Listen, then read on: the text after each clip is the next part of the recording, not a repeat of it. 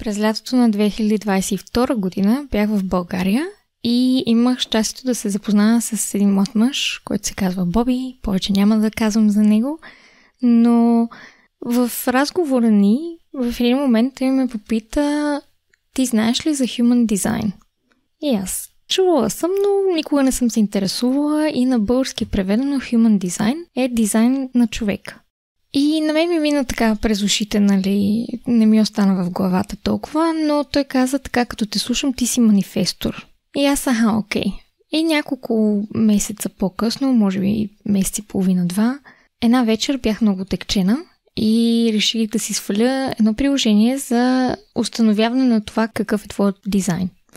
Свалих си го приложението, вкарах си датата на раждане, часа, къде съм родена като град и ми излезе манифестор. И аз викам, окей, как така? Това момче, което сме си говорили примерно половин-един час, 2 макс, ме диагностицира, така да се каже, с някакъв тип личност спрямо разговора ни, а това устройство, това приложение ме диагностицира на базата на това кога съм родена, къде и в колко часа. Това за мен беше много странно, защото като психолог, използвайки психологически тестове и така нататък, аз знам защо ме питат някой въпрос и знам на къде ще посочи този въпрос. Примерно, ако един тест от типа на уебсайта 16 Personalities Test, който го има и на български, ви окуражавам да го проверите, ви пита, примерно, оправяте ли си леглото сутрин, аз знам, че те се опитват да идентифицират дали съм организиран човек. Но това нещо, човешкия дизайн, как ме разбра, че съм манифестор? И когато започнах да го сравнявам, нещата, които прочетох за манифестора, като тип личност, или енергия, или аз не знам какво е, сега ще разбереме след малко с нашия гост, съвпада с нещата, които излизат за мен, като правя психологически тестове. Например, с този 16 личностен тест излизам като командер. Не знам дали така се превежда на български, но манифестора и командера всъщност са доста припокриващи се. Аз не съм много духовен човек и за мен това беше малко шах с пешката. И като започнах да задълбавам някои неща, почнаха ми светват някакви кружки и да си задавам повече въпроси. И имайки предвид, че се готвихме за подкаста за следващия сезон с Теди, му казах: какво мислиш за това направим един епизод на тази тема? И той каза: айде. И от един човек на друг човек стигнахме до Милена Бокова, която е експерт по темата, в сравнение с мен и Теди. И я поканихме да ни разкаже малко повече, да ни образова и образува по темата. И ще се радвам да я приветстваме и да я помолим да се представи сама себе си с нейните думи. Здравейте! Това е Секс и щастие, подкастът за всичко по темите, свързани с сексуалността, интимността и връзките. Аз съм Лия. А аз съм Теди. Аз съм психолог и специализирам в науката за секса и връзките. Изучавам и работя в сферата от години. А аз съм преподавател по западна и източна BDSM и фетиш култура и съм основател на сайта bdsm.bg.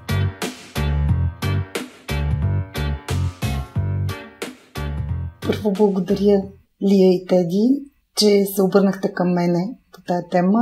Тя ми е много близка на сърцето. Чух за дизайн още като дойде в България, някъде вече може би преди 12-13 години, дори не си спомням. И точно като тебе бях супер потресена как нещо може да ме определи толкова точно. Тогава все още нямаше хора, които разбираха от дизайн в България и информацията я получавах чрез някакви книги, учебници, чрез много търсене. И реално първият ми досек с дизайна на човека е като четях. И буквално мога да се призная откровено, че ревах първия път, когато разбрах какво съм. Разбрах най-дълбоките, все едно това нещо бръкна в най-дълбоките кътчета на душата ми и извади някакви неща, които аз знам за себе си, че са така. Но живота и въобще цялата среда, в която живея, през цялото време ме е карала да ги потискам вътре в себе си. Да се опитвам да съм нещо друго. Не е това, което съм. И наистина, когато човек се докосне до дизайна, дори съвсем първоначални първи стъпки, много често първото впечатление е точно това. Толкова точно се забиват някои неща, буквално все едно пирони директно в душата му.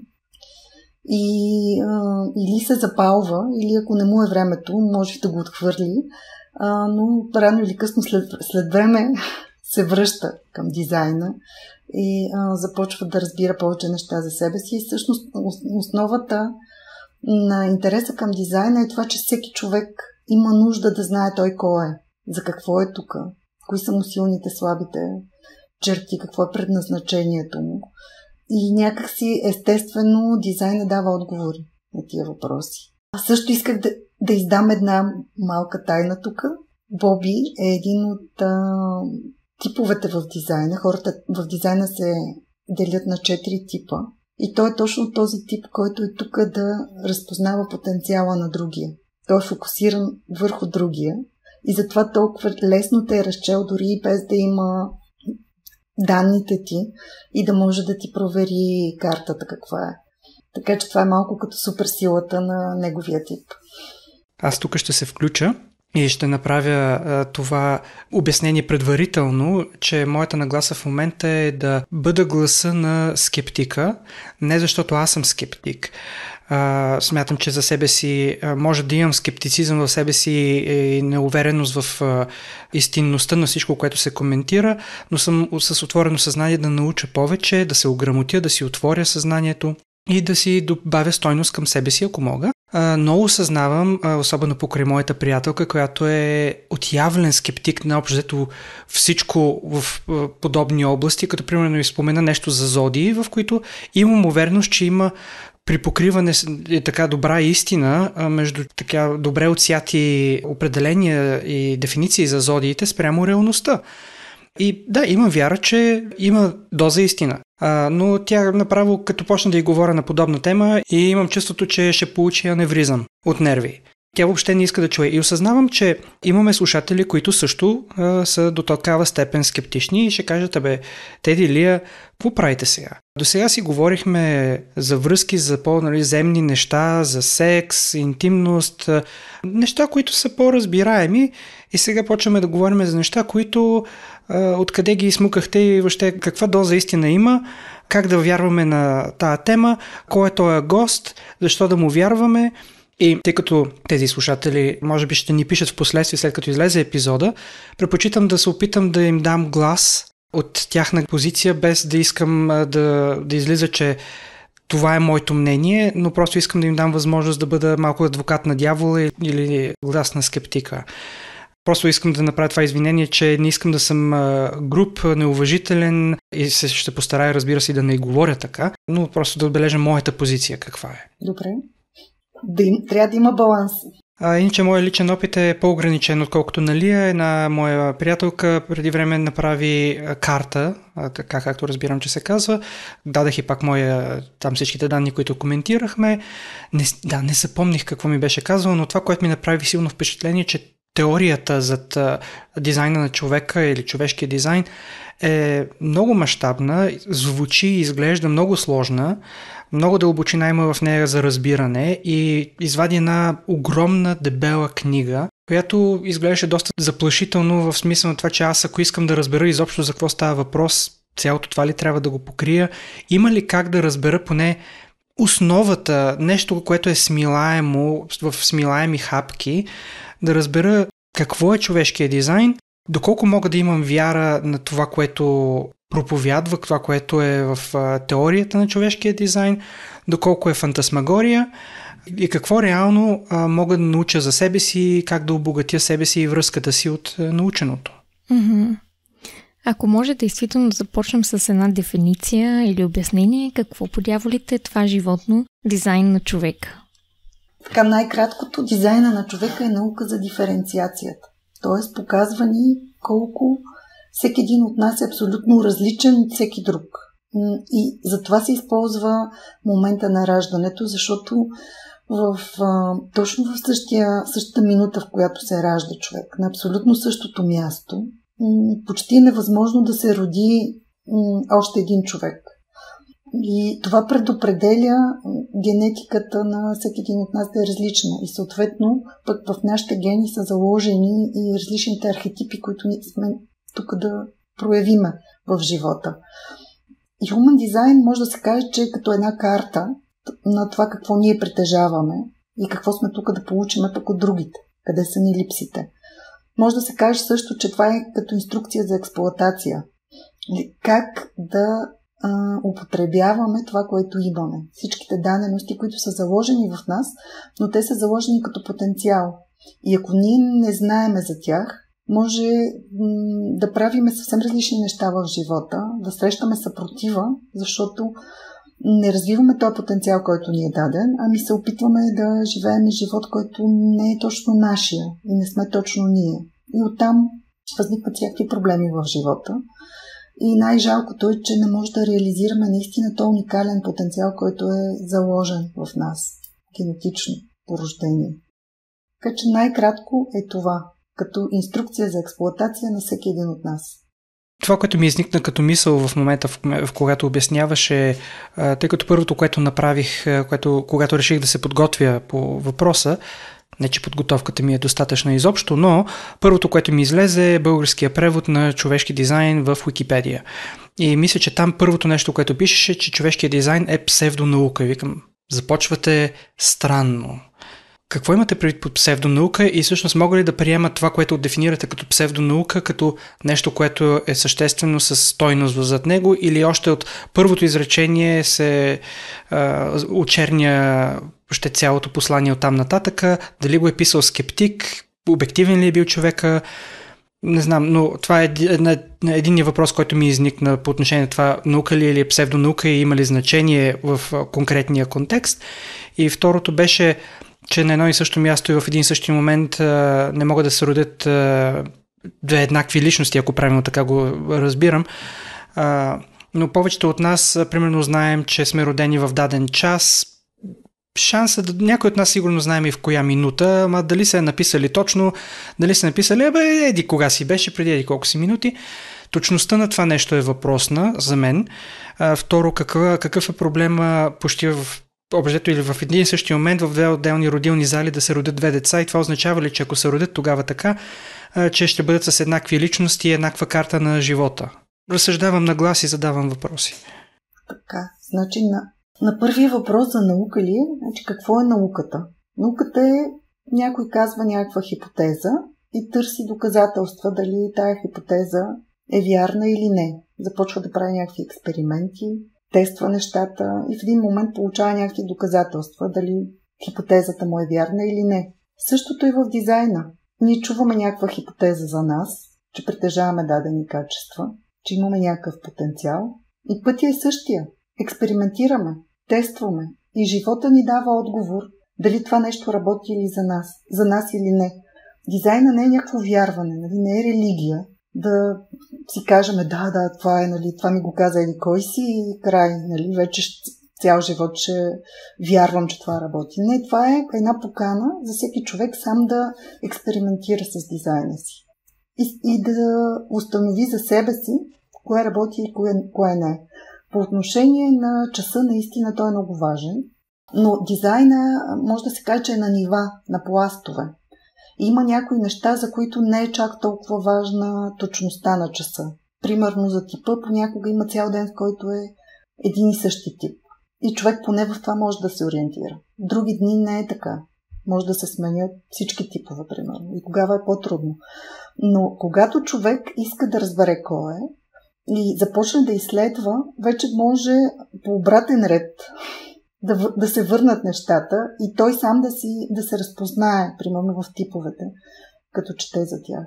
Хората около него също много лесно могат да разпознаят качества, примерно, които са по-несъзнателни, по-дълбоко в него, но той ги проявява. Той за себе си може да не ги знае, но чрез обратната връзка на околните може да ги опознае и тях и да реши да ги изследва. Така че в дизайна наистина се прилагат такива научни подходи и затова може да се каже, че е наука. Сега дали е псевдонаука или наука, аз не съм човека, който може да даде оценка. За мен лично Това работи, го виждам и в моя живот, и в живота на всички останали. По въпроса, който ми зададе как може човек да разбере за себе си, наистина това е огромен океан от информация. Дизайн. Няма как наведнъж всичко да се разбере. Има няколко варианта, по които човек може да разбере повече за себе си. Може да чете някой, примерно книгата, която на Линда Бънел и Раурхо, която е преведена на български, предполагам, за която ти говориш, книгата за понятията. Тя е като енциклопедия. Ако човек тръгне да я чете, се оплита във всички тия понятия, термини и информация. И ако няма някой, който да го води по пътя, или примерно да реши той самия да се обучава, ще му трудно да я избере. Но затова пък има много достъпни семинари, в които човек може да получи базова информация за себе си и да почне да експериментира. Също така има и анализатори, които могат да му разчетат картата и да му дадат основни насоки как да я използва. И вече, ако реши, може да задълбае и по-навътре. Различни са пътищата. Но основното е човек да има желание да опознае себе си. Mm-hmm. И последният ми въпрос, който беше, който предполагам, че не само аз си задавам, е реално има ли възможност, ако в две отделни родилни зали се родят две деца в един и същи момент, да имат една и съща тип личност, еднаква карта? Картата най-вероятно ще е еднаква. Ако е в същата минута, със сигурност ще е еднаква. Дори много често се случва, примерно, когато се раждат близнаци, напоследък, понеже доста често това се случва чрез секция, разликата е само няколко минути при раждането, при изваждането всъщност на едното дете и на другото. И там почти може да няма никаква разлика в картите им. Там вече се гледат други неща. В дизайна има едно нещо, което се казва обуславяне. Това е въздействието, което ние си оказваме един на друг. Чрез общуването с хората около нас. И дори, примерно, както при близнаците, няма шанс те в един момент да правят едно и също нещо, да са абсолютно на едно и също място, да ги занимава един и същи човек. Много рядко се случва. Обикновено, примерно, едното дете е с майката, другото с бащата или с някой друг, който се грижи за тях. Няма как да ги хранят едновременно, примерно, ако ги храни един човек. Тоест, това вече предопределя какви качества от това, което е заложено, ще се развият в тях. И затова те са различни. Това е най-простичкото обяснение. Окей. На мен ми се ще да задълбаем малко по-дълбоко и да дадем малко повече плът, не само... Лия дава плът? Дявол. Дай да дадем плът. И искам да кажа, че ти каза, че става въпрос за това как сме изградени, как функционираме, как сме различни едни от други. Това, което аз прочетох е, че човешкият дизайн или дизайна на човека се основава на някакъв модел, построен от един мъж през 70-те години или нещо от сорта беше. 80-те. 80-те, да, края на 80-те. Като модела на човешкия дизайн се основава на астрология, Ай Чинг, Кабала и Ведик философията. И за мен първоначално беше много интересно да си кажа как така тези, може би, много различни философии, идеи и така нататък са били припокрити едно върху друго. За да се сложат едно върху друго, трябва да има някакво покритие, някаква идея и да няма толкова конфликт. И аз го разбирам това от психологията. Има различни модели за работа с личността, например на Фройд, Id, Ego, Super Ego или пък Transactional Analysis. Не знам как се превежда на български и там говорим за роля на родител, на възрастен, на дете, но тези неща се припокриват и можеш да видиш как. Когато знаеш теориите, няма да влизам в дълбочина, но те са нещата, които са доста различни. Ай Чинг е от, мисля, че Китай прочетох, Кабала е еврейско, Ведик е от хиндуизма, доколкото успях да набера информация. Mm-hmm. И на мен ми стана много интересно как тези неща са припокрити. Та ми се ще да ми разкажеш малко за тези философии, как са припокрити, ако имаш информация, и след това да ни кажеш за видовете хора или типове хора, защото аз вече споменах манифестора, но той има и други. Аз мога да го разкажа това, обаче вече забивам в една тема, която е малко сюрреалистична и не знам доколко ще е подходящо, защото реално цялата тая информация е било едно такова мистично преживяване на Рао Рухо, който той е един вид станал канал, 8 дни е бил в транс, един глас го е водил и му е вкарал цялата тая информация буквално в тялото и той става един вид като предавател. И след това всичките следващи години, когато развива Human Design, той постоянно има връзка с този глас. Той самия не знае, нали, как се е случил този синтез.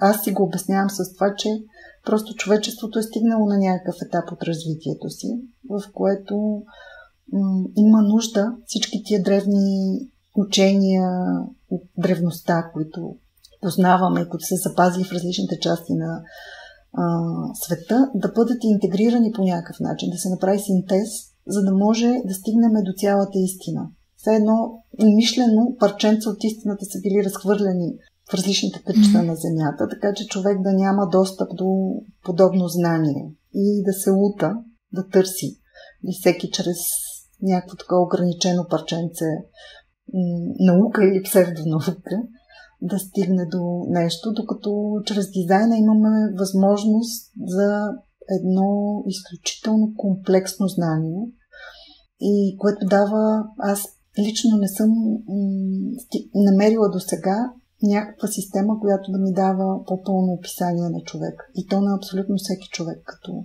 уникален индивид.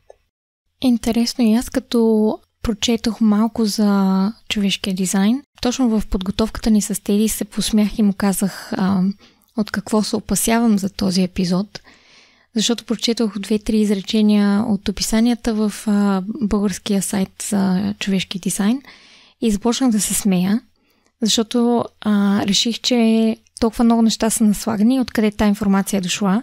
Ще прочета 2-3 изречения от това, за да разберат хората защо имам такава реакция. И защо в следващия момент си дадох сметка, че ако влезем в този епизод и започнем да го разнищваме и дадох ти информацията за моя дизайн и може би ще ми кажеш повече за мене си, реших, че може би последна ти ще се смееш, защото на мене може да ми падне ченето как ги разбираш тези неща и как ги виждаш и Теди ще се смее и ще казва да, това е Лия. Но ето 2-3 изречения, които ме накараха да се смея. Пиша в сайта, че графиката на тялото, наречена още бодиграф, онагледва проекта на човешкото като потенциал за проявление. И после пише, той съдържа 9 центъра, които потенциално могат да бъдат свързани помежду си чрез 36 канала. При всеки човек изглежда по различен начин, зависещ от позициите на Слънцето, Земята, планетите и възлите на Луната в момента на раждането и 88 градуса преди раждането. Въз основа на това произтичат различни комбинации от активирани центрове и канали, които определят специфичната жизнена сила на конкретното същество. Пише, че каналите са съставени от портали, 64 хексаграми на Айчинг, като всеки портал има 1080 възможни проявления. И почнах да се хиля, отново казвам, защото си казах как някой човек седна и това пък го описа. Как? И ако няма, така да се каже, някаква сила, дето му е наляла тая информация в главата, на мен направо не ми го побира главата, как някой може да го създаде това нещо. Аз не съм религиозна въобще, аз съм атеист. На това се посмях и ще видим кой последен ще се смее. Но ми се ще от това комплексно обяснение, поне да се докоснем до това какви са видовете човек, тип. Можеш ли да ни кажеш по няколко думи за всеки тип? В момента на Земята съществуват 4 типа хора, които не са съществували винаги и са възникнали последователно. Най-много са генераторите, сакралните същества, които сакралният им център, което според чакровата система е втора чакра, е активиран от връзка с канал, както ти спомена, един от 36 канала, през някои от другите центрове. И генераторите са около 70%, близо 70% от населението. Те са си тук земляните, те са си все едно местните хора. Земята си е за генераторите, тя си вибрира на тяхната честота и те, ако живеят като себе си, би трябвало да са едни слънчеца, които вървят, радват се на живота, кефят се на това, което правят. И тяхната така основна мисия е да направят райска градина от земята. Факта, че не срещаме много такива хора, вървейки си по улиците и не живеем в райска градина, е много показателен за това, че явно масата от хора, сакралните същества, нещо не са открили съвсем себе си и не живеят съвсем като себе си. Другите по количество са прожекторите. Това са новите лидери. Те са най-новия тип. Започват да се раждат от 1781 насам. И са това, което казах и за Боби преди малко, са малко като надарени с свръхспособности.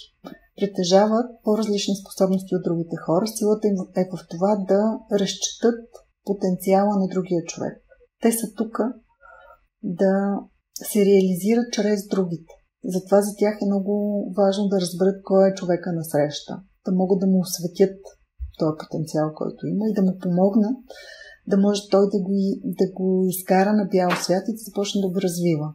Следващите по количество хора прожекторите са около 20% от населението и те са тук да насочват другите хора.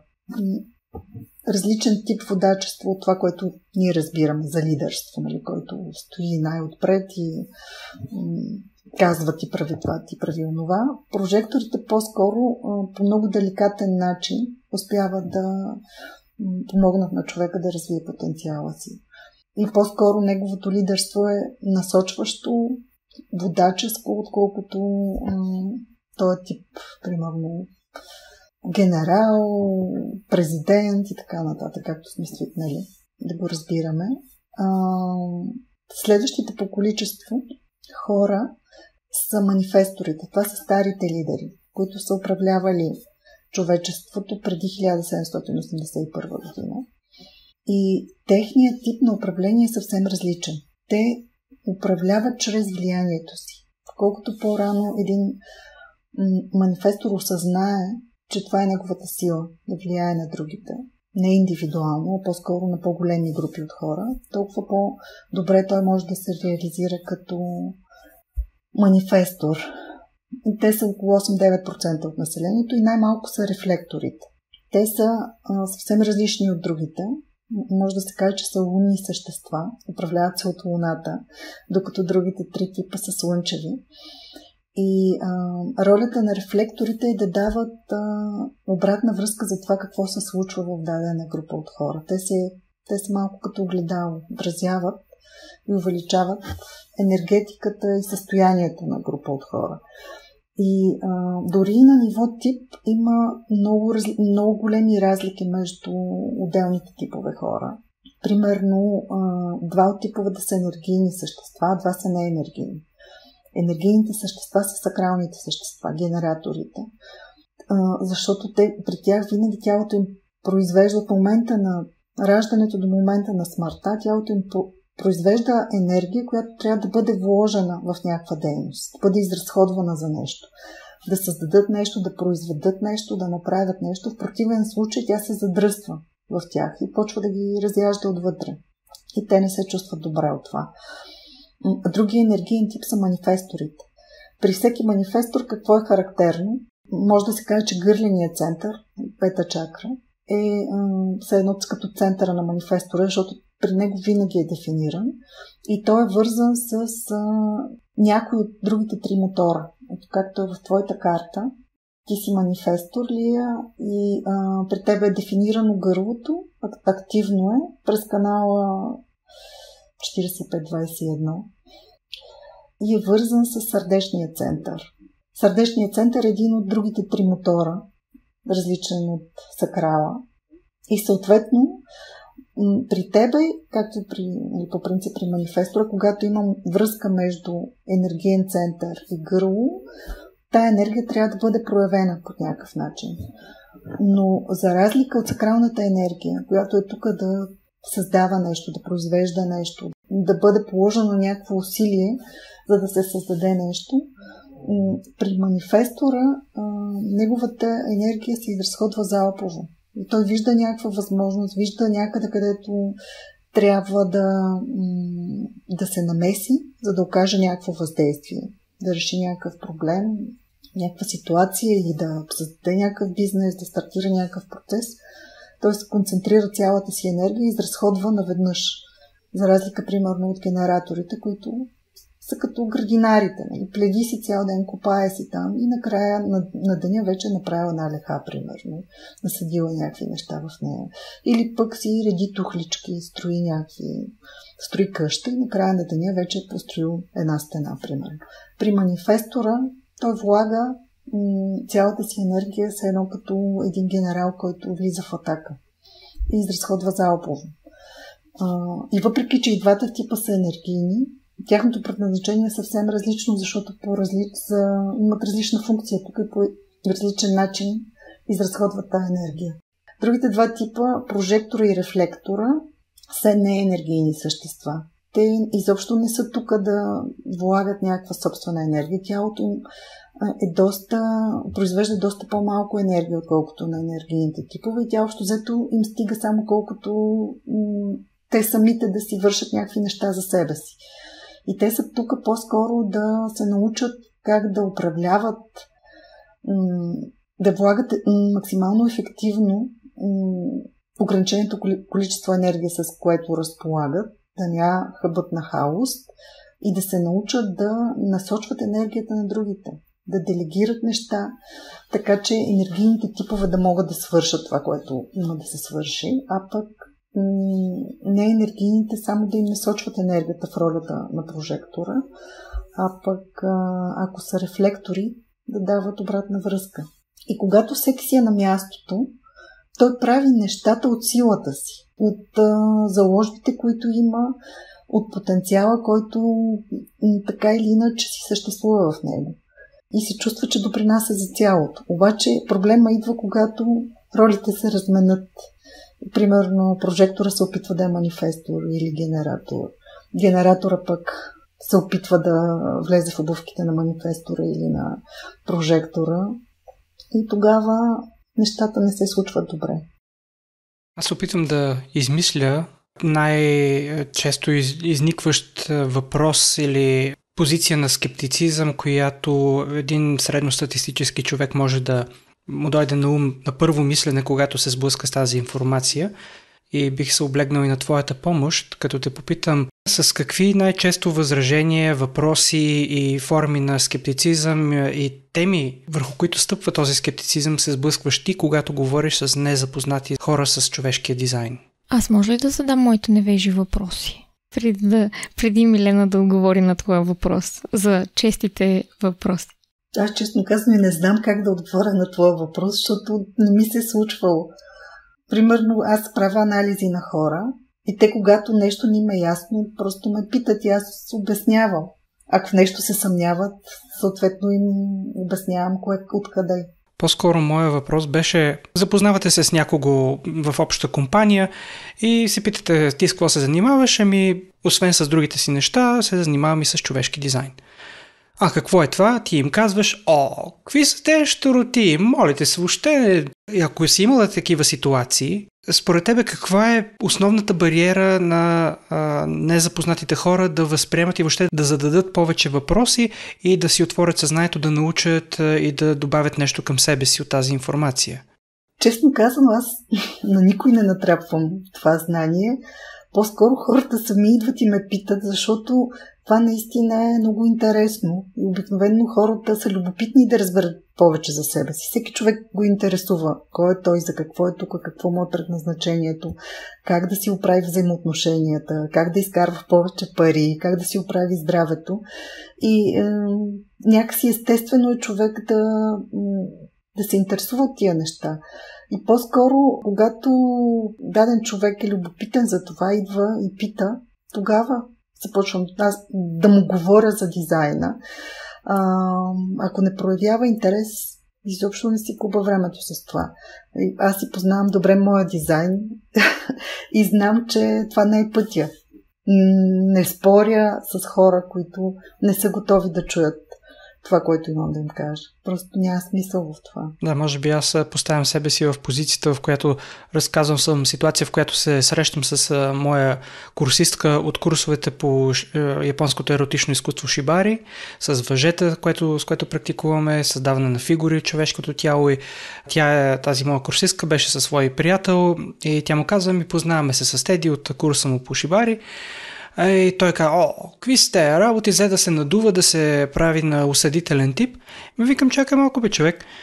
Не му го казах точно по този начин, но казвам, отворен ли си да чуеш, поне ти разкажа с няколко думи за какво става въпрос, защото аз осъзнавам, че хора, които заемат агресивна и осъдителна позиция към това, с което аз се занимавам, но някъде могат да бъдат и заплаха, когато са в позиция на власт и на влияние на други хора и могат да настроят хора срещу мен и срещу хората, които са от общността ми, без да имат въобще никаква позиция да се бъркат в личния ни живот и с начините, по които си развиваме своите умения и интимност.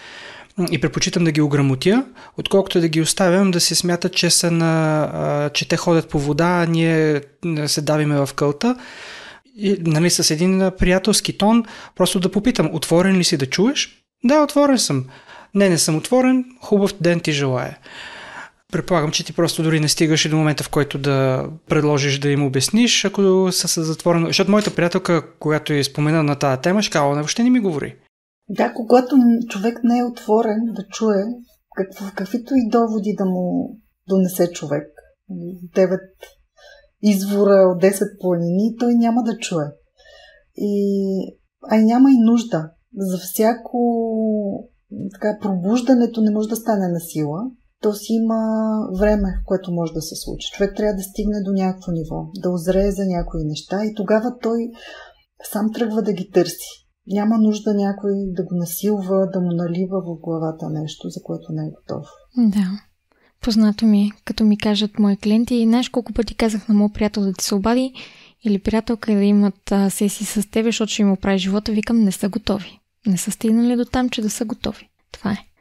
Аз исках да те попитам, като невежа, говориш за канали, за портали, за цифри споменаваш и наистина ми звучеше, като се едно слушам преди много години. Имаше по телевизията хороскопи с еди коя си жена там със странно име и тя като започнеше някакви такива лукуми и аз нищо не разбирам, айде чао.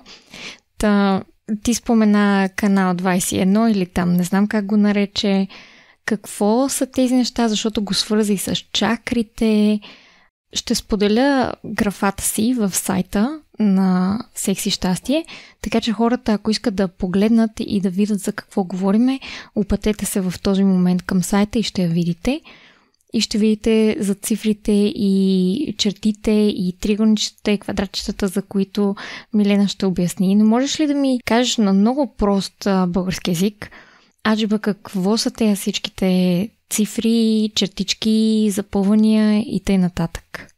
Съвсем накратко ще кажа, защото това е техническа информация и общо взето няма да е много полезна на хората, но тези, примерно, квадратчета, триъгълничета, които се виждат в картата, това са 9 центъра, които са реално, това са центрове в мозъка ни, които управляват някакви части от нас. Всеки от тях си има тема.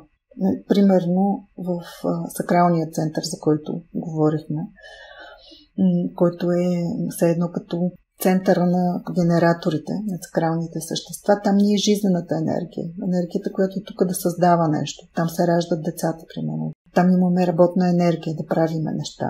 И всеки от другите центрове също си има някаква тема. Цифрите е връзката с Идзин, книгата на промените. Това са пак 64 архетипа, които съответстват на 64-те кодона в нашото ДНК. Тоест това е генетична информация, която е записана в клетките на един от нас. Ние притежаваме всички тия 64 кодона, нали? Ако човек ги няма да е човек съответно. Но не всички са важни за всеки един човек. И съответно някои са активирани и те се активират от положението на планетите в момента на раждането и 88 дни преди това, както ти казва, 88 градуса. И съответно ни задават някакви теми, които са важни за живота. И сме тук да проявяваме. Каналите също там ни тече жизнената енергия. Тя също във всеки канал има някаква тема. Кое е канала? Чертичките между тези центрове ли са каналите? Точно така, да. Чертичките между центровете, които свързват центровете, когато са отсветени, това е енергия, която е постоянна в нас. На нея може да разчитаме. Тя е тук да я проявяваме ежедневно. Тези, които са бели или половинка някакъв друг цвят, те са спящи. Там има някаква енергия, обаче тя се проявява в нас под условие. Когато ние взаимодействаме, примерно, с човек, който има насрещната половинка, и тогава се получава едно взаимно активиране на двата центъра и при двамата човека. И почва да тече някаква енергия, нещо се случва, но тя не е като да има човек цял канал. Там вече по съвсем друг начин се случват нещата и човек не може да разчита на това, защото в момента, в който той човек излезе от живота му, или отида, примерно, излезе от стаята дори, вече тая енергия не е налична. Чакай да проверя дали те разбирам правилно. Така, ако срещна някой човек, който има противоположно запълнените линии на мене, това означава, че си паснеме, така ли? Не винаги. Защото в тия портали или хексаграмите от Идзин, които са цифричките, виждаме, че има една цифра, която е пред точката и една, която е след точката. И след точката... Къде трябва да гледам за това? Това е линията. И примерно, ако погледнеш Слънцето, ти е в 45-ти портал на 6-та линия. 45.6. Слънцето на личността ти. Момента на раждането ти. И цифричката, която е отпред, показва коя хексаграма е активирана от съответната планета в момента на раждането или 88 дни преди това. А цифрата след точката показва тая активация в коя линия на хексаграмата от Идзин се е случила. И хексаграмите са все едно на 6 етажа. 6 линийки, които са прекъсната и непрекъсната, подредени една над друга. И такава комбинация, ако седнете математически да изчислите, ще видите, че може да бъде само максимум 64. Не по-малко, не повече. Просто всичко е математика тук, всичко е механика и всичко може да се сметне, изчисли и провери. Когато, за да отговоря на... Това беше малко отклонение, за да отговоря на въпроса ти. Примерно, когато ти срещнеш човек, който има 44-ти портал, който е в това триъгълничето в ляво пред тебе, а ти имаш 26-ти. Там Земята ти е на 6-та линия. Ако погледнеш в личността, втората планета е Земята. Това ли тук? Където пише дизайн от дясната колона? 6.2. В дясната колона 26.6. персоналити. Така. И всъщност, твоята механика предпочита човек, който има 44-ти портал на 6-та линия, защото тогава имаме резонанс. И представи си, ти срещнеш човек, който има 44-ти портал, обаче да речем му е на първа линия или на втора, някоя друга различна от 6-та. И вече динамиката на взаимоотношенията е съвсем различна. И ти хем усещаш, че този човек има нещо в него, което все едно те допълва. Може да си помислиш дори, нали, това ми е сродната душа, нали, тук трябва да правиме нещо заедно. Обаче тялото почва да чувства този дискомфорт, че това е същото, ама не съвсем. Нали, има нещо, което не е съвсем като мен.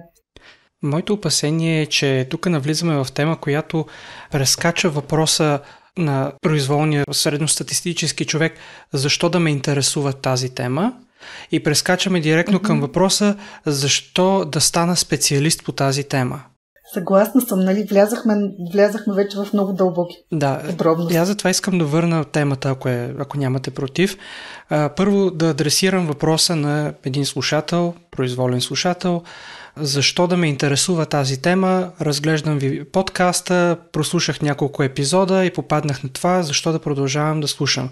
И според мен е един от отговорите, на който трябва да наблегнем, каква стойност може да получи директно един човек. Като например, ако се убеди, че информацията от човешкия дизайн е реално статистически доказана, приложима и доказуема, че работи, окей, ако приемем, че е така, в такъв случай какво да направя, за да получа тази стойност? Може би отговор да е: има специалисти, които може да ги ангажираш за час или на час време консултация. Примерно, аз отварям темата, за да можеш ти да допълниш към моето разсъждение. Как да се убедя, че не си губя времето, парите и себеуважението да се занимавам с темата, нали, как да се убедя, че тя реално приложима и в повечето случаи работи. И вече втория въпрос е: окей, убедил съм се, какво да направя, за да получа стойност като потребител, а не като специалист. Забелязал ли си, че всъщност, ако човек не иска да се убеди сам, не може да го убедиш в абсолютно нищо. Човек е тук да се самоубеди, т.е. да е мотивиран да научи нещо или да възприеме някаква идея, някаква концепция, някакво знание. И ако той е затворен за това, това няма как да се случи.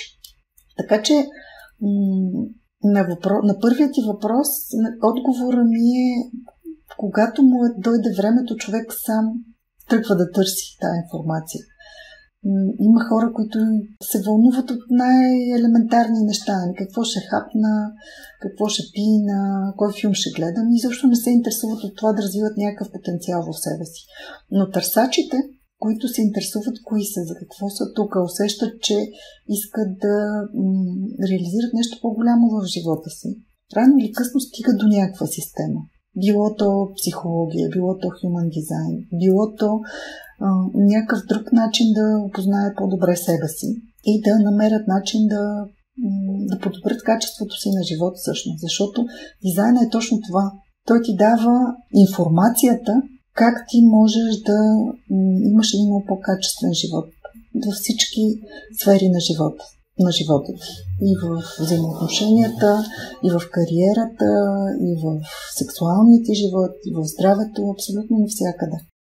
Втория въпрос, единият вариант е да започне да учи той сам и вече да реши колко дълбоко иска да навлезе в дизайн.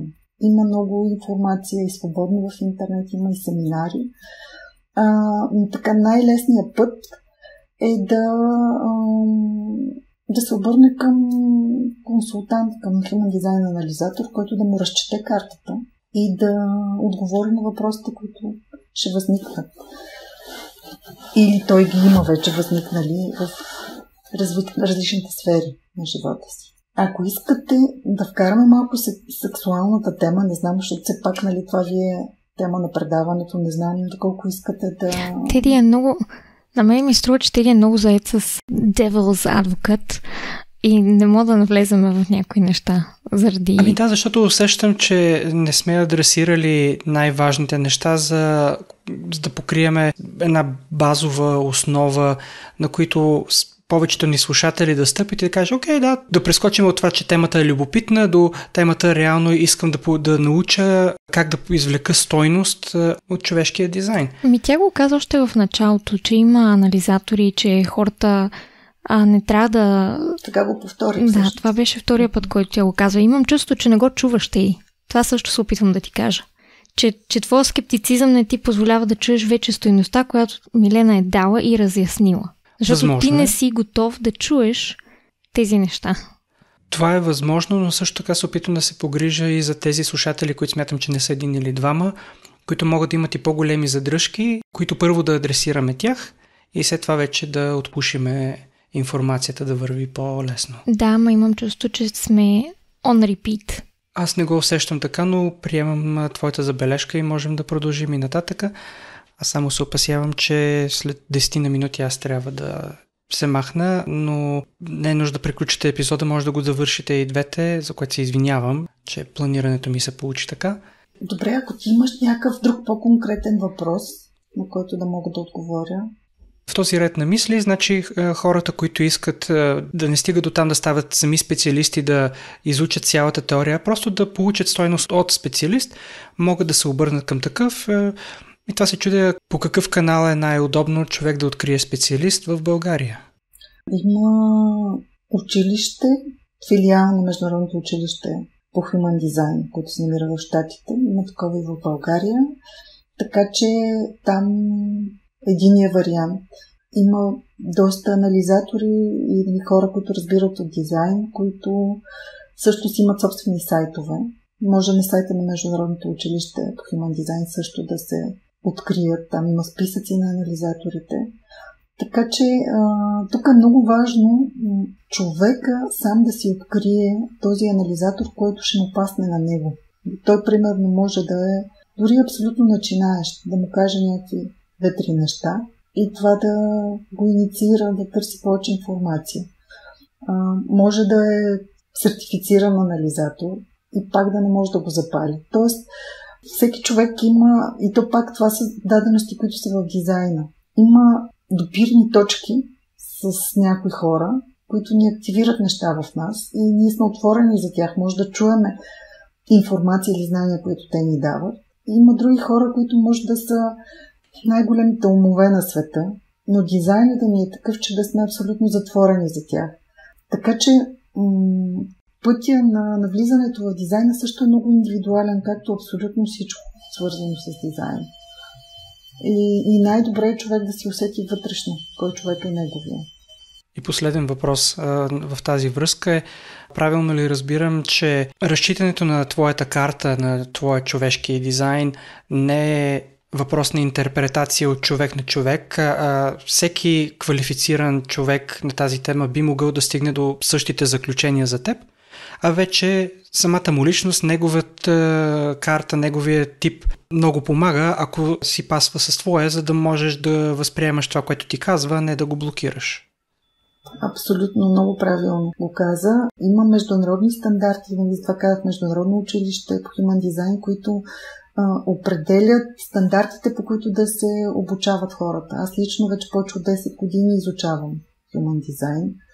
Изкарах 4 годишно обучение за професионални анализатори с много изпити. Това буквално беше по-трудно, отколкото висшите образования, които съм карала на времето. Така че наистина организацията се опитва да държи някакъв стандарт и поне хората, които са минали официално обучение за анализатори, би трябвало да не им се разминават твърде много анализите и да не си правят някакви свободни съчинения и интерпретации.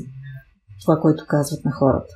Сега, както във всяко нещо, има хора, които чул нещо и веднага решава, че може да тълкува карти, примерно, и да прави анализи. Понякога човек пък трябва да мине през такива, за да стигне до истината за себе си.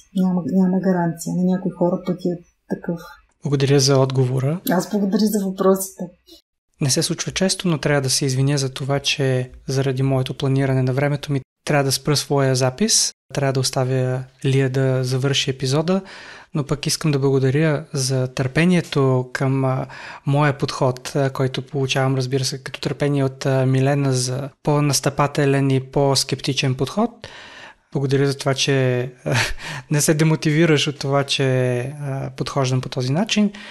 И ще ми бъде изключително интересно в последствие да чуя завършека, който коментирахме, че да застъпим малко по темата за сексуалността и какво можем да получим като информация за нея, как можем да обогатим. Така че това ще ми бъде много любопитно. Mm-hmm. И за това аз трябва да кажа чао и до скоро слушане и до нови срещи. Мерси, Теди. И аз благодаря. До следващия епизод с тебе. Да, чао. Чао, Теди. Едно от нещата, които ми се ще да те попитам, и едно от нещата, които действително ме плесна в главата, когато започнах да чета и да гледам видеа по темата, беше един малко по-стар въпрос от моето познание за човешкия дизайн, е, че през 2020 година се запознах с един млад мъж и имахме страхотна връзка. От сексуална гледна точка мога да кажа, че за хората, които не искат да го чуят това като семейството ми, извинявам се, но с този човек правихме секс по 3 часа. В смисъл, много интимно и в момента не искам хората да си представят 3 часа пенетративен секс. Секс е много по-богат. Хайде, слушайте този подкаст от колко време. Ако не сте го разбрали вече, трябва да ни слушате повече. Но сексуалната енергия помежду ни беше изключително силна, страхотна и не можехме, така да се каже, да спрем да се любоваме един на друг. И интересното, което на мен ми разби психиката в началото, е, че имахме толкова добра енергия помежду си интимна, включително чувство за хумор и други неща, но когато ставаше въпрос да спиме един от друг през нощта, просто спиме, нали? Не можехме.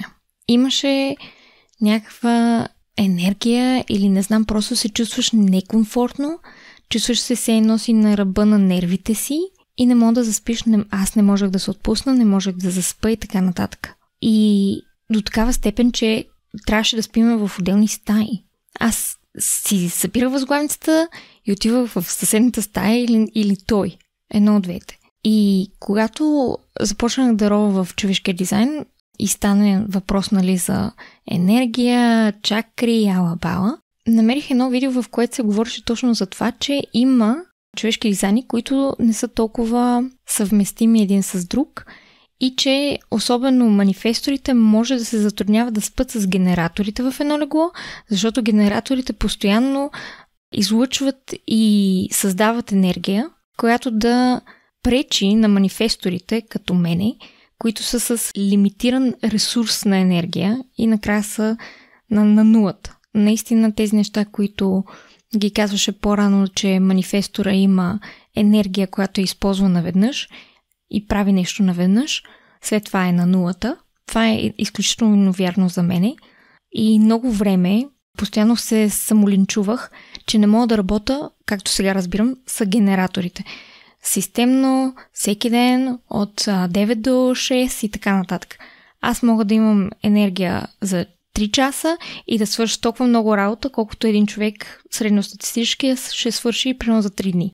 И след това съм на нулата. За връзките ми се ще да те попитам, срещала ли си от това нещо? Има ли истина в това нещо? Защото аз го изпитах и 2 години по-късно откривам човешкия дизайн и си викам, ко стана са? Всъщност, когато тръгнеш да задълбаваш в дизайна, всички неща, до които ще стигнеш, няма да са нови за теб. Дизайна ще ти дава само потвърждение за неща, които ти вече в една или друга степен си изпитала. И затова толкова силно въздействие има дизайна на човека, защото той наистина ни описва като една картина какви сме ние всъщност. И наистина го има това нещо. Това се отнася не само до манифесторите, ами до всички несакрални същества. Това важи и за манифесторите, и за прожекторите, и за рефлекторите, понеже те са с неактивен сакрален център. Втората чакра не е дефинирана с канал. И съответно, когато те спът заедно с някой друг човек, се случва точно това, което ти много добре описа. Непрекъснато усещат енергията на човека, който е до тях. И това не позволява на тялото им да се почине напълно. И води до едно пренапрягане, изнервяне, едно препълване с илюзорно усещане, че човек има енергия, а всъщност той все едно батерията му се е разредила на нула, за това, че не е успял да си почине. Така че препоръката по принцип в дизайна препоръката е хората да спят отделно. Няма нужда. Някакси сме свикнали секса да го свързваме с спането заедно, но те нямат нищо общо. Ти докато не спиш, не правиш секс. Докато спиш, тялото си почива и има нужда да е в такава обстановка, където да може напълно да си почине, за да може да се презареди за следващия ден. Така че препоръката и към прожекторите, и към манифесторите, и към рефлекторите, и дори и към генераторите да спят отделно. Не случайно на времето всички хора, които са можели да си го позволят, царе, императори, са си имали будуари, никога не са спяли заедно. Вероятно са знаели тези истини, до които ние стигаме днес чрез дизайна на човека. Това е интересно. Определено мога да кажа, че има хора, обаче, с които имам страхотна хармония, като деля легло с тях. Например, това е един мой бивш приятел, с който бяхме 5 години заедно. Може да се дължи на това, че сме били 5 години заедно и сме делили легло през повечето от тези 5 години. Но с него имаме страхотна хармония и се спи много добре заедно. Да, пак зависи той какъв тип е, зависи каква точно комбинация правят картите ви. И в един момент човек свиква, което е дългосрочна връзката, и свиква с това въздействие на другия човек. И вече не го усеща. Тоест, едно тялото му е попило, но това не значи, че за тялото е добре. Ние правим много неща, които не осъзнаваме, че си вредиме на тялото, защото нямаме информация за това. И дори, ако става въпроси за секса, при повечето хора секса е в главата. Да. Те са си напълнили главата с някакви идеи и представи, как точно трябва да протича. И те реално не знаят какво искат. Не знаят какво иска тялото им. И съответно правят някакви неща с тялото си, които или не водят до удовлетворение, или водят до някаква горчивина, или секса не ги изненадва, защото става някакъв безинтересен и рутинен. Или може и да се разгневят, ако партньора им не прави точно това, което искат. И това вече през различните типове се проявяват тия теми, когато човек се опитва да наложи тия ментални представи, които има, и върху сексуалния си живот. Реално всеки от типовете има различна сексуалност. Можеш ли, гледайки картата на някой, да им кажеш какво реално е по-добре за тях от гледна точка на сексуална връзка и отношения с други хора, или дори кои части на тялото им може да са по-чувствителни, или не знам, какво можеш да кажеш за сексуалността на един човек, гледайки неговата карта? Реално абсолютно всичко може да се види в картата. Примерно има хора, които сексуалният им драйв се активира от това да бъдат докосвани. И това се вижда в картата. Има други, които се активират от това някой да им говори или да слушат някаква определена музика, определен тон или тембър на гласа. И ако не го чуват това нещо, нищо не може да се получи. Има други пък, за които е важно преживяването. Да влязат в някакво споделено преживяване и в тях ги запалва желанието за секс. И всички тия неща се виждат в картата на човек. Ние имаме, във всеки от нас има и така наречени входящи точки, които ни показват за какъв точно тип секс и кога точно сме готови, сме налични за секс. Примерно при някои хора това може да е определен ритъм, определена честота. Примерно аз правя секс само сутрин. През деня и вечерта не ме закачай. И това е специфичност на техния дизайн. Или пък правя секс 3 пъти седмично. Другите дни не може. Тук съм се записала в бележника: понеделник, сряда и петък секс.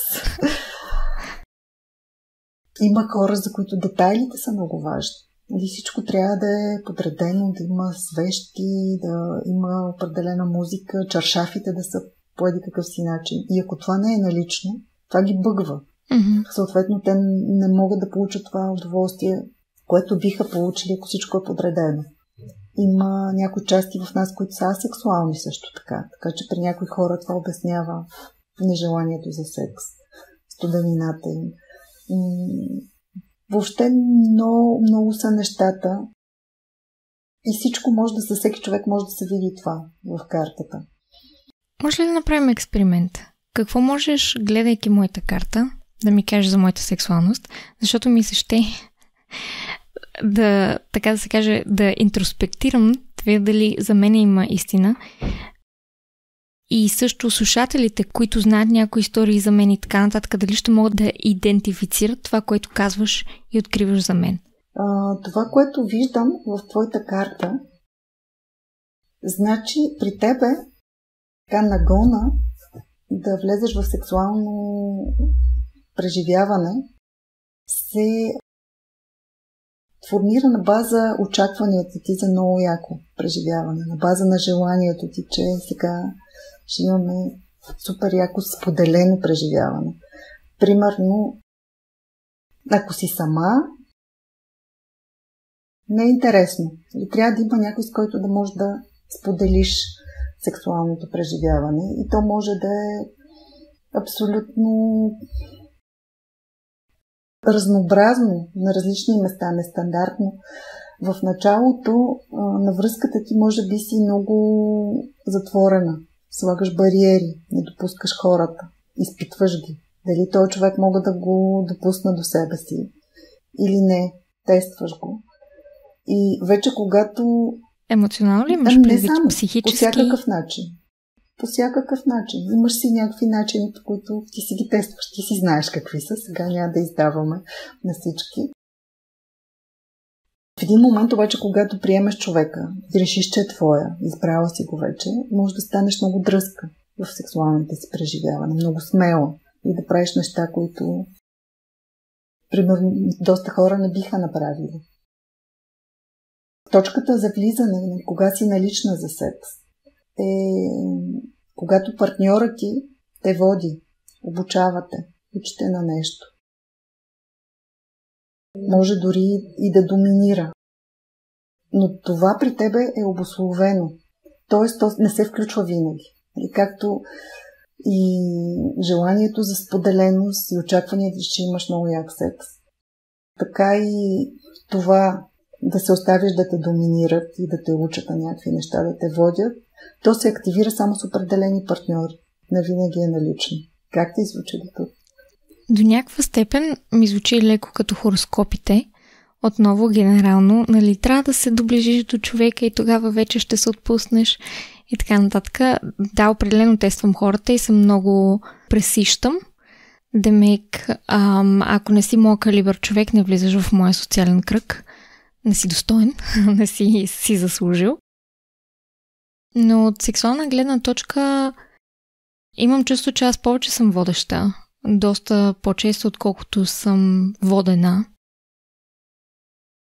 И имайки предвид, че ако говорим на BDSM език, който някои от нашите слушатели са запознати, аз съм switch, което означава, че съм променяща. Демек мога да вляза в и двете роли. Може да включваш, да. Абсолютно. Мога да вляза и в двете роли, нали, на водещ или на следващ, както Теди се изразява.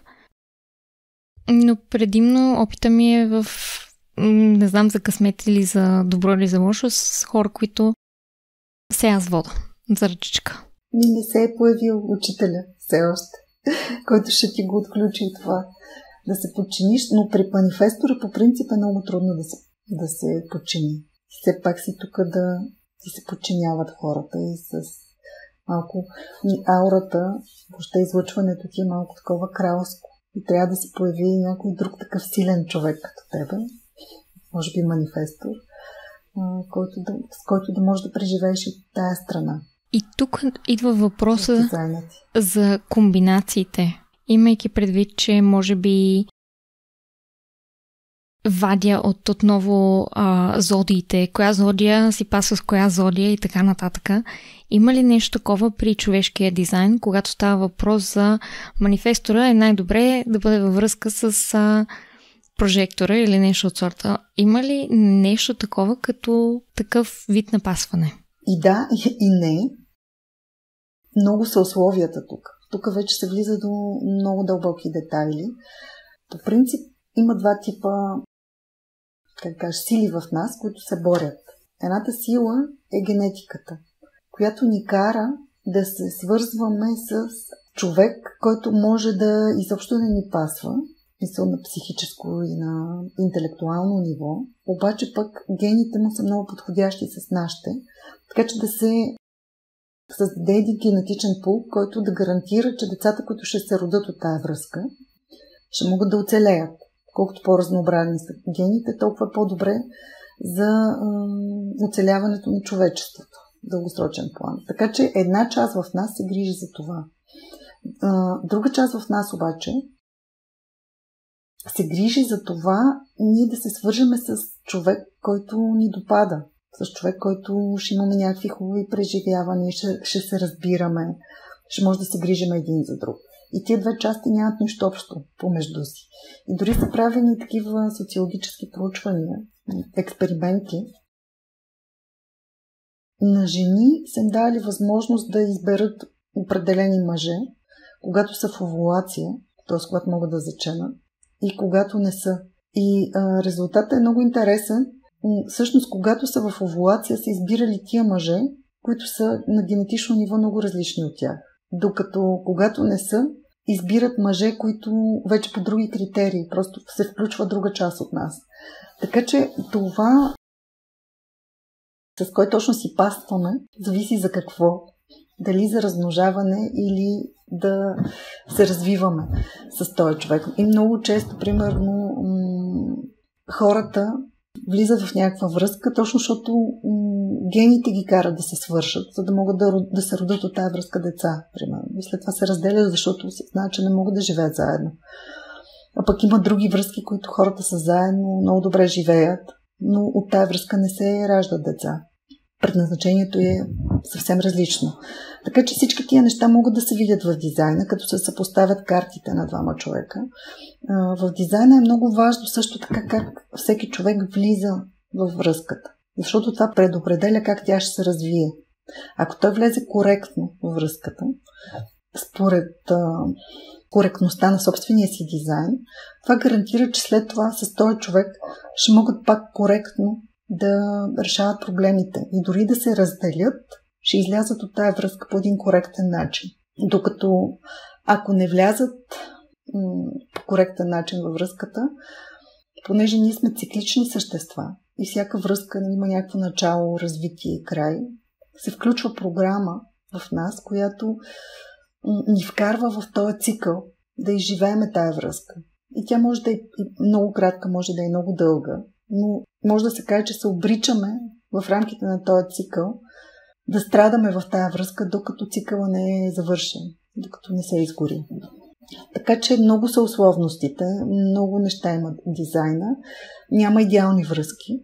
Във всеки аз вече повече от 5-6 години правя анализи на карти, на двойки.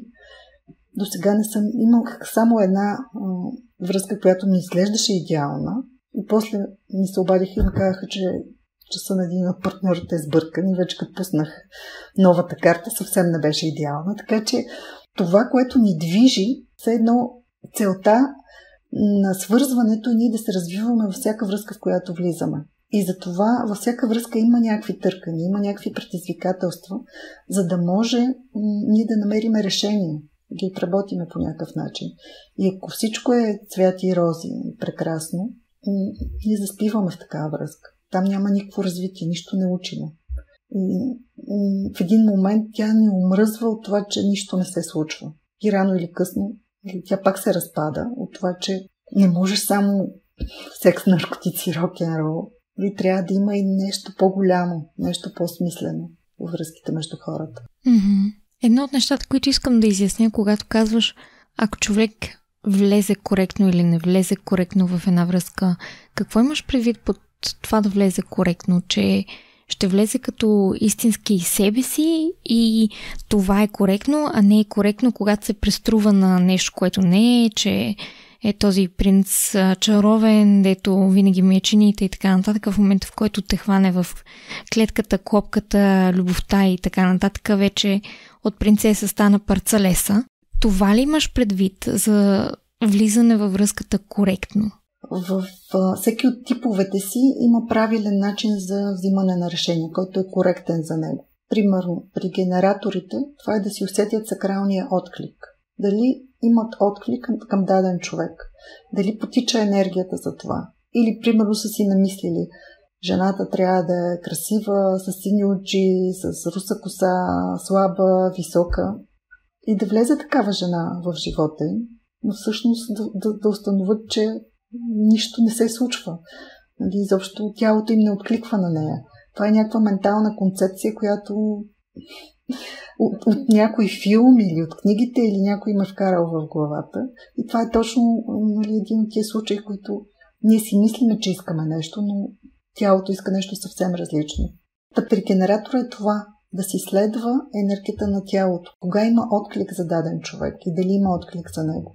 При манифестора стратегията му е да инициира винаги първи контакт. Независимо дали е жена или мъж, както си ти. И ти си тук Ако си харесваш някой, ако усетиш желание на сърцето към него, вътрешно сърдечно усетиш, че това е твоя човек и че искаш да пробваш с него, ти си тук да отидеш и да му кажеш: харесвам те, ти си моя човек, искам да имам връзка с теб. Това е коректният начин за теб, според твоя дизайн. Това е много типично за Лия. Тя определено го прави по този начин. Сядат на една маса и ти казва: харесвам те и сме до тук, до там, за това или за онова. Това определено съм аз. Дизайна ни движи отвътре. Ако ние излезем от главата, от всички тия представи, които си мислиме, как трябва да бъде живота ни, реално тялото само ще ни води. При прожекторите тяхната стратегия е винаги да чакат покана за връзка. Защото те са един от неенергийните типове, както казахме. Тоест, ако с човек, който не се съобразява с тая особеност и очаква от тях, че те са като енергийните типове и ще има нон-стоп енергия за всичко, няма как да им се получи връзката. И затова те са тук да стоят и да чакат покана от човека, който ги е разпознал. И съответно те да преценят с своя си метод за взимане на решение дали това е техният човек и дали ги разпознава наистина като прожектори или поради някаква друга причина.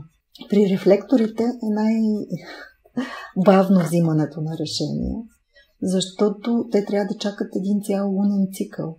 И може да им харесва много някой човек или може да дойде някакво предложение, но тяхната механика е такава, че трябва да си изчакат 28 дни да минат, за да осъзнаят дали решението е да или не, даже понякога повече от 28, може да изчакат няколко цикъла да минат.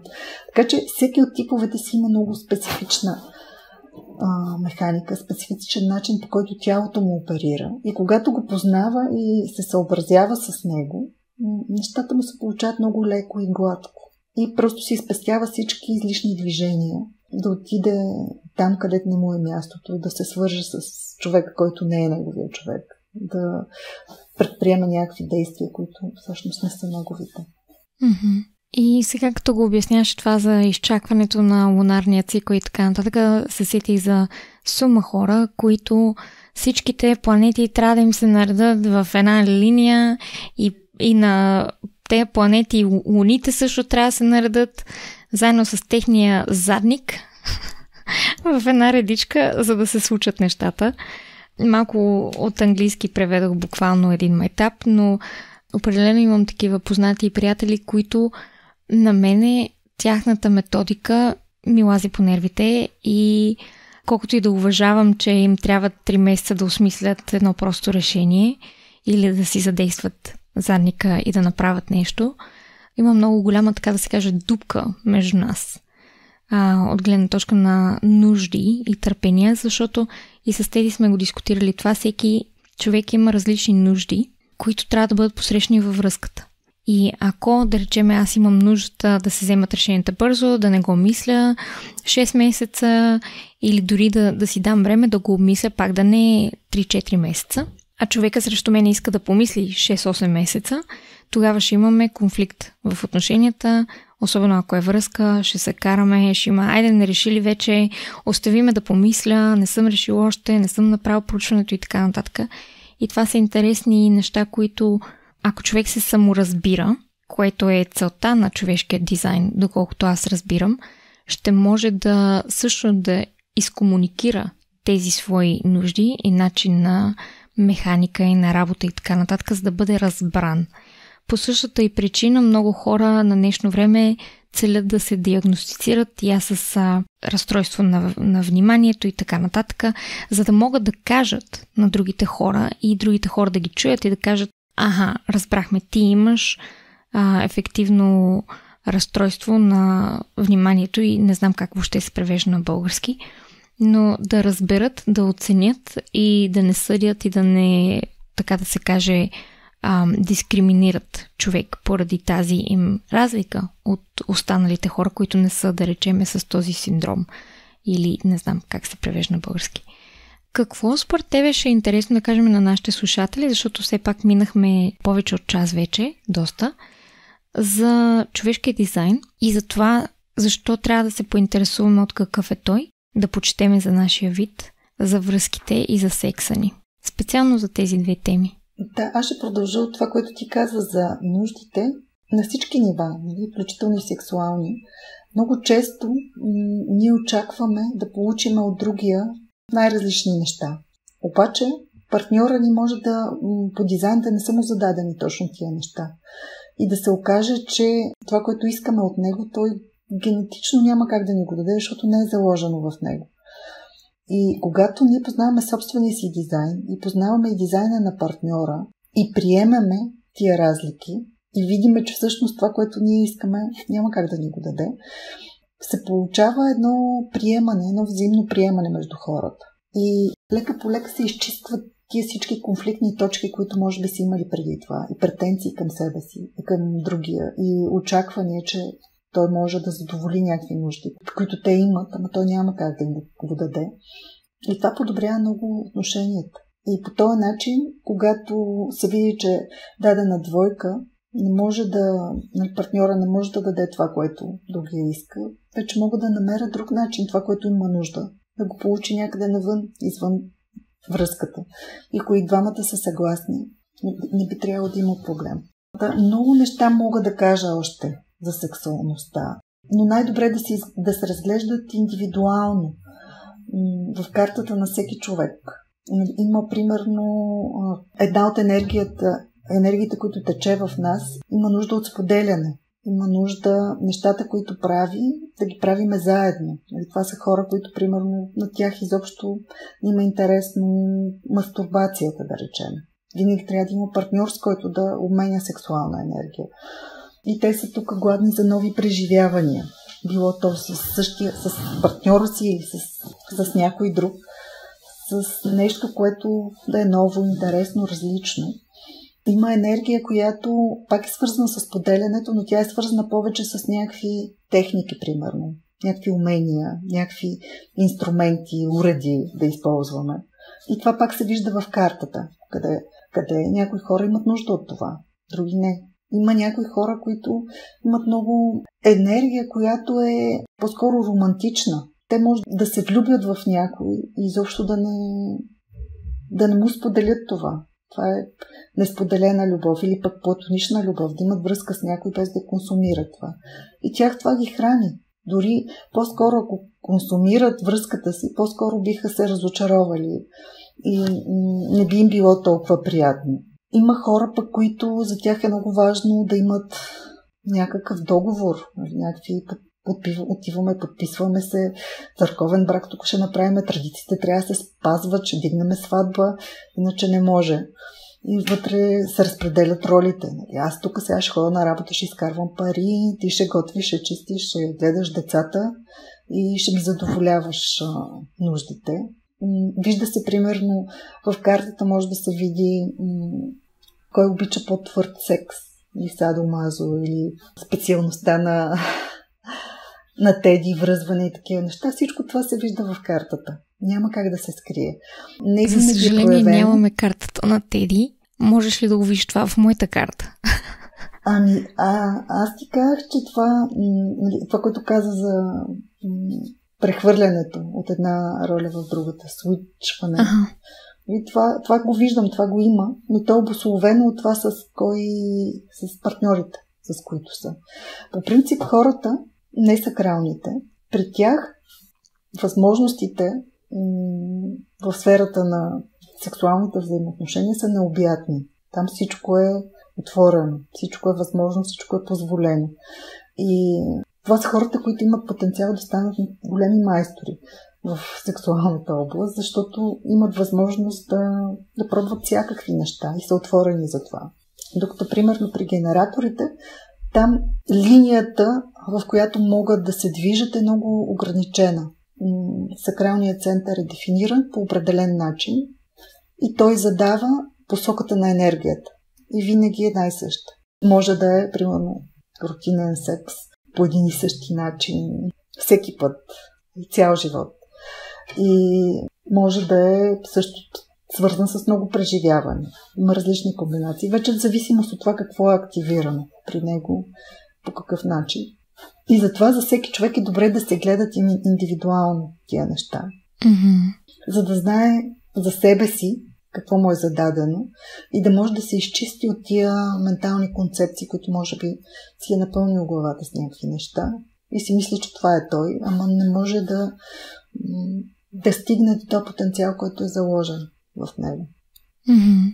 Има много въпроси, които мисля ще да ти задавам и да задълбаеме и т.н., но е време да приключим епизода. Повтаряме се 100 пъти, че в крайна сметка не може да влезем в истинската дълбочина на Марианската падина в един епизод от час и нещо. И затова ми се ще да те попитам, къде може хората да те намерят, ако имат нужда и желание да разберат своя човешки дизайн, и имаш ли възможност да помогнеш с това нещо сега въобще, и ако не, къде би ги насочила? Ако хората усетят, че аз съм техният човек и че мога да им помогна в навлизането в дебрите на дизайна на човека, могат да ме потърсят на моя сайт Живеда, който ще бъде сложен като линк. И ще се радвам да мога да помогна. Всъщност това е мисията ми на живота. Аз съм тук да помагам на хората да опознават себе си и да ги инициирам да навлязат в тая система, която вече доста години изучавам. Страхотно. А в случай, че не си техния човек, спомена някакво училище? Международно училище по Human Design, да. Може да сложим линк под видеото и на училището. Там има списък на анализатори. Могат да си изберат анализатори от цял свят. Супер. Страхотно. Добре. Имаш ли някакви заключителни думи, нещо, което би искала да споменеш последно? Благодаря за тая възможност. Надявам се от разговора, който днес проведахме, хората поне малко да си вземат нещо от дизайна и това да е като едно пламъче, което да ги запали да търсят повече информация за себе си и по този начин да развият потенциала, който имат и да имат един по-добър живот във всички нива.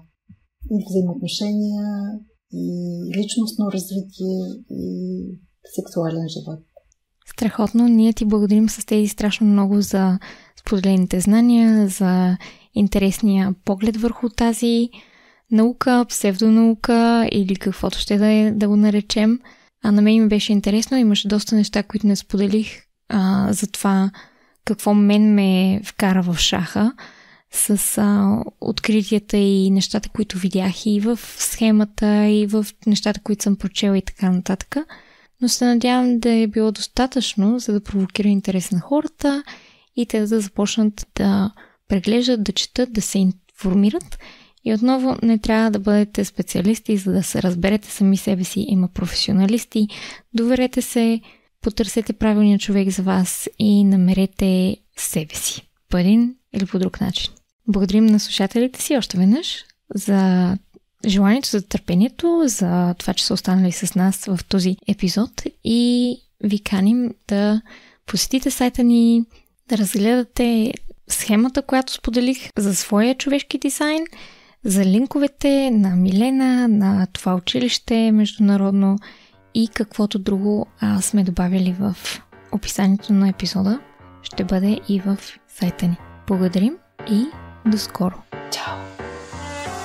Абонирайте се за нашия подкаст и ни последвайте в предпочитаните от вас мрежи, като потърсите секс и щастие на кирилица или вижте нашите линкове в профилите ни в YouTube, Instagram и Facebook.